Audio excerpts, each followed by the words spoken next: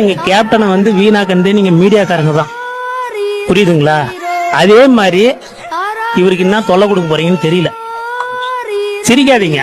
எங்க கேப்டன் மாதிரி ஒரு நல்லவரை வந்து இழந்துட்டோம், புரியுதுங்களா? நான் வந்து ஒரு உள்ளுணர்வோட சொல்றேன், புரியுதுங்களா? மன அழுத்தத்துல இருந்து இப்பதான் கொஞ்சம் கொஞ்சமா வரோம். அதே மாதிரி இவருக்கு என்ன நிலைமை, நீங்கன்னா வந்து என்ன பண்ண போறீங்கன்னு எங்களுக்கு தெரியல.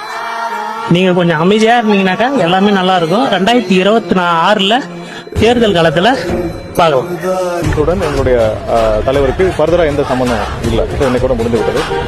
ஒரு விஷயம் இன்னைக்கு நான் எல்லாருக்கும் சொல்ல விரும்புறது என்னன்னா, காலையிலிருந்து ஊடகங்கள், அதுவும் முக்கியமாக திமுக சார்பு ஊடகங்கள் பல வதந்திகளை பரப்பி வருகிறார்கள். காலையிலிருந்து பார்த்துட்டே வர்றோம்.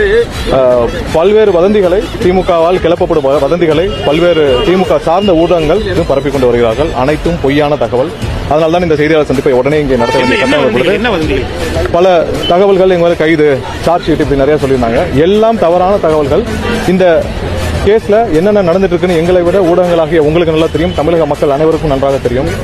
ஏதோ கிளி ஜோசியத்தில் கேட்டுட்டு ஊடகத்தில் பதிவு பண்ற மாதிரி இன்னைக்கு பல திமுக சார்பு ஊடகங்கள் சொல்ல முடியுமா? நான் சொல்றேன், எந்தெந்த ஊடகங்கள்? சன் டிவியும் தினகரனும், சன் டிவி கைதுன்னு போடவே இல்லை, கலைஞர் முடிச்சுக்கிறேன். இதையெல்லாம் கண்டிப்பாக தவிர்க்க வேண்டும் என்று நாங்கள் வருங்காலத்தில் கேட்டுக்கொள்கிறோம்.